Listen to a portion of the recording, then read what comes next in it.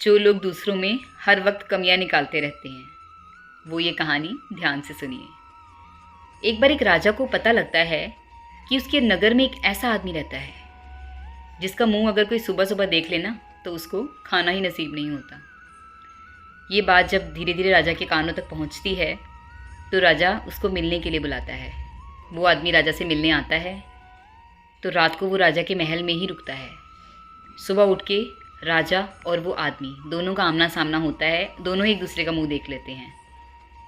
तो कुदरती बात है कि उस दिन राजा इतना ज़्यादा बिजी हो गया कि उसको शाम तक भी खाना खाने का टाइम ही नहीं मिला। तो उसके महल वाले कहने लगे, देखा राजा जी, आज तो आपको सुबह से खाना खाने की फुर्सत ही नहीं मिली। अच्छा है आपने उस आदमी का मुंह देखा जो आपको खाना ही नसीब नहीं हुआ। बस इस बात से वो राजा को भड़का देते हैं और राजा को भी विश्वास होना शुरू हो जाता है। तो राजा उसको फांसी की सज़ा सुना देता है। तो जब उस आदमी को फांसी पर लटकाने जाते हैं तो राजा उसको बोलता है कि तुम्हारी कोई अंतिम इच्छा है? कि मैं राजा जी आपसे कुछ कहना चाहता हूँ। राजा बोले, बोलिए। कहता है, आपने मेरा मुंह देखा तो आपको शाम तक खाना भी नसीब नहीं हुआ क्योंकि आप बिज़ी थे, लेकिन मैंने आपका मुंह देखा तो मुझे मौत की सज़ा मिल रही है।